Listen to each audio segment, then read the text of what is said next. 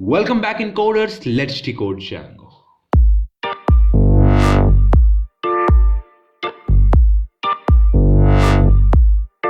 We are at the place where we left off in the previous video, right here, and you can just see our project named as school, inside which these are things, and by our act of running run server, this creates the SQLite3 database, which you need not know anything about.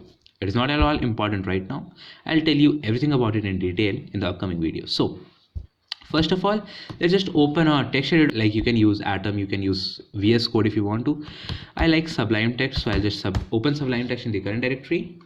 And you may also, if you want to exactly follow along, and let me just close that one, and here we are. This is a place that we'll be writing a code in, and this is a folder, cool, and this is a project, okay, inside which we have this folder. And don't worry if you don't know what this init, ASGI, settings, URLs and WSGI mean. I'll be making everything clear right in this video. So before going any further, and by the way, in this video, what I'll be making sure is that we will create a Hello Django app. You know, I don't like Hello World anymore. Now, Hello Django. So we'll be creating a Hello Django app in, of course, Django.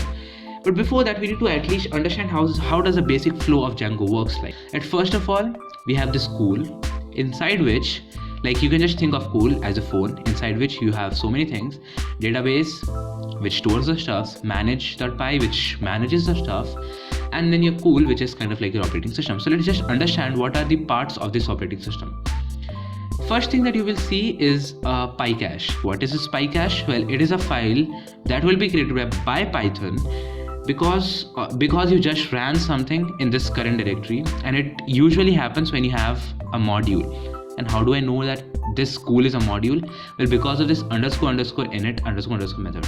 So if you have ever created any module in Python, which by the way I have, so I know that when you create a module or a package in Python, there has to have this one file called as the __init__, that just screams out to the world, or at least in our case to Django or to Python, which says, hey, this is not just any folder, this is a folder that is actually a module.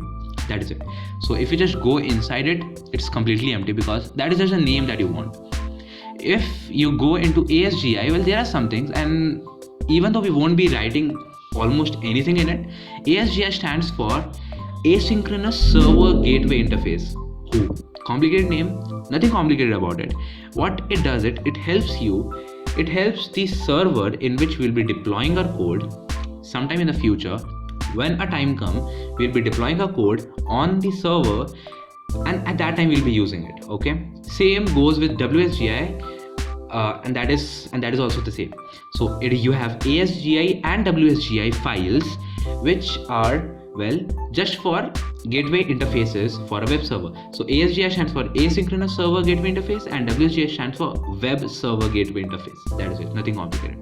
Then the two files that we'll be working kind of like a lot with are these, actually, settings.py and urls.py. Now there can be a lot of stuff right here, so I just remove these so that I just don't scare anyone.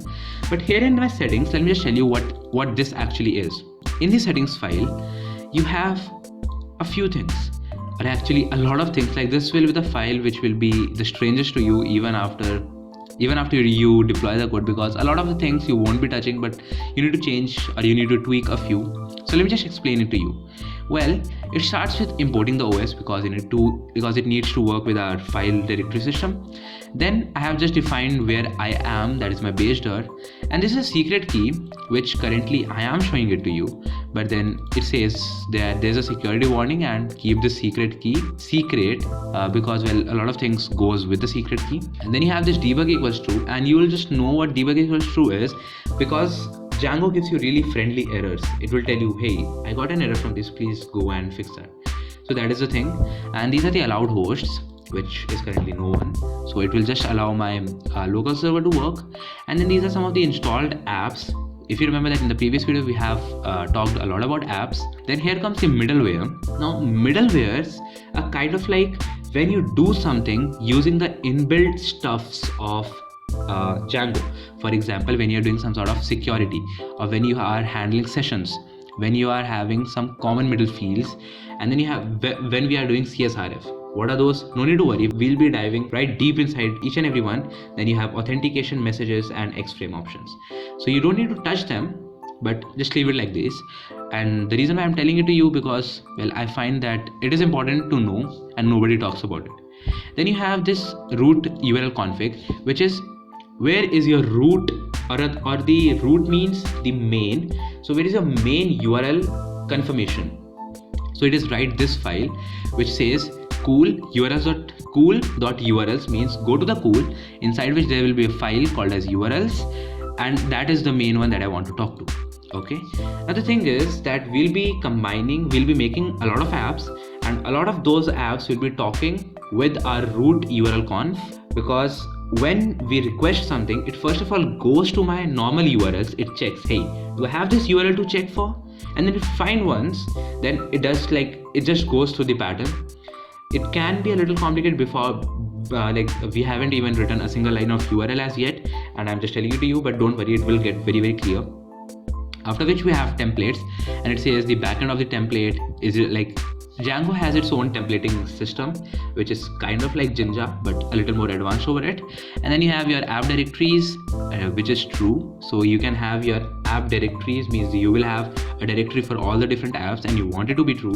Then these are all of the options that you have, and these are some of the pre-processors, means these will help you to pre-process a bunch of stuff. So like your debug, your request, your auth, and the messages that you will be having, or we'll be working with. Then comes your WSGI application, which says cool.wsgi.application. You need not worry about this, because this is what we'll be using in the while production. Then comes your databases. So this is a database that we have. It says DjangoDB SQLite 3. So we are here at DjangoDB SQLite 3, and this is the name of the database. Of course, you can just change it to some other one. For example, people seem to be using Postgres, so you can just change it like that. And if you want me, then I can just make a video about connecting Postgres with it. But yeah, that is it. And then you have your authentication password validators. This might seem like, hey, why do I need to authenticate with my passwords? Well, Django gives you password management right out of the box, and that is it.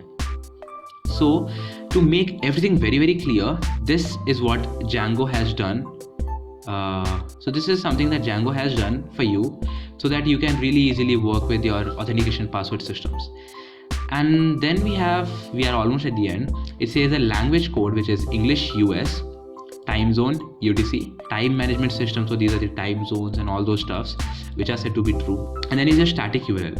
What is a static file? Well, a static file consists of 3 types of files: your CSS files, your JavaScript files, and your images. How will we be working with it? And that is what is left in some other video. But for now, let's just have this and go with these. So with these all set up, let's just dive right in and create our first Hello Django app.